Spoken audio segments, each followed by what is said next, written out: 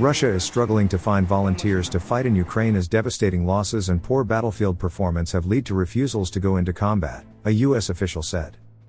Ukraine's punishing counteroffensive in the northeastern Kharkiv region and the significant damage its forces have inflicted on Russian troops have led to a personnel shortage within President Vladimir Putin's military, a senior U.S. defense official told reporters on Monday.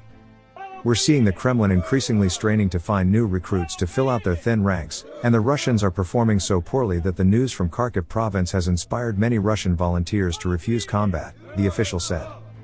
The official also said the Wagner Group, a shadowy Russian mercenary group with close ties to the Kremlin, is having its own recruitment problems. Wagner, which has fought alongside Russian troops in Ukraine and has been connected to atrocities around the world, has tried to recruit over 1,500 convicted felons to fight the Ukrainians, offering freedom if they take up arms but death if they desert. However, many of these prisoners are refusing Wagner's offer, the official said. Our information indicates that Wagner has been suffering high losses in Ukraine, especially and unsurprisingly among young and inexperienced fighters, the official said.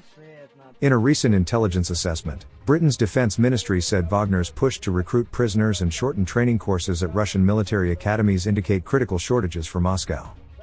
The impact of Russia's manpower challenge has become increasingly severe, Britain's defense ministry said. As Putin's war in Ukraine nears its 7-month mark, Russian forces continue to suffer widespread casualties as Ukrainian troops advance along multiple fronts. Pentagon estimates from last month said Russia has suffered as many as 80,000 casualties and lost thousands of armored vehicles. Russian troops have also been hamstrung by exhaustion, supply issues, and other morale setbacks. And the manpower issue is further compounded by the fact that Putin calls the war a special military operation, instead of what it actually is, therefore avoiding a mass mobilization. Since the start of September, Ukraine has made significant advances to liberate territory occupied for months by Russian troops, who left behind grisly scenes in their retreat. In an attempt to hold on to captured territory, pro-Moscow separatists in the occupied eastern Ukraine's Donbas region announced on Tuesday that they would hold referendums on joining Russia, a move that both Ukraine and the West have decried in the past as a total sham.